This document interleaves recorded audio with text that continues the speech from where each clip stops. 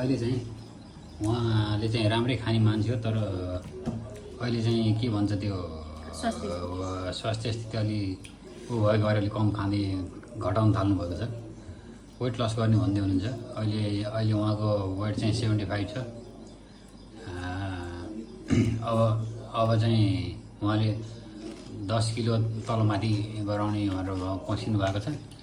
तर उहाँले मकै पायो भने प्रशस्त खानुहुन्छ। मकैले गर्दाखेरि उहाँलाई अलिक गाह्रो पनि भएको थियो। खुर्सानी 2-3 दिन खुर्सानी राम्रोसँग खानुभयो, त्यसले उहाँलाई पेटमा गडबडी अनि अरू स्वास्थ्यमा अलिक समस्या देखियो। त्यसले गर्दाखेरि अहिले खुर्सानीलाई सिधै एभोइड गर्नुभएको छ। हल्का खाए पनि उसमा हालेर के अरे तरकारी सरकारीमा हालेर खानु चाहिँ सिधै टोक्ने काम चाहिँ गर्नुभएको छैन। उहाँको खाना चाहिँ मिठो बनाउनुहुन्छ। जस उहाँ पहिला ट्रेनिङ एउटा यहाँ तिलोत्तमा नगरपालिका वडा नम्बर 2बाट एउटा यो तालिम यो कुकको तालिम परेको थियो। त्यो तालिमबाट सिकेर उहाँले अहिले खाना चाहिँ पहिला नि मिठै पकाउनुहुन्थ्यो, तर त्यसले नि प्लस पोइन्ट हुँदो रहेछ। अहिले चाहिँ खाना चाहिँ उहाँको हातै मिठो हो कि खाना मिठो भन्ने कुरा हामी कन्फ्युज हुन्छौँ। यस अनि त्यही अनुसार उहाँले चाँडो भन्ने हो भने यति चाँडो गर्नुहुन्छ कि पुरै छाड्दैन। झ्याप्झु मेसिन जस्तैले जति काम गर्नुहुन्छ त्यही उहाँलाई। अरू काम त टन्न गर्नुहुन्छ, तर उहाँले एउटा समस्या उहाँको के भन्दा उहाँले गर्मी चाहिँ उहाँलाई अति हुन्छ।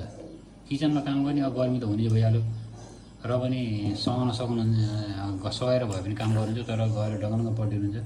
अन्त काम गर्दा थकै पनि लाग्छ होला। हामीलाई एउटा काम गर्नुपर्ने रिस उठ्छ होइन, त्यस्तै त हो।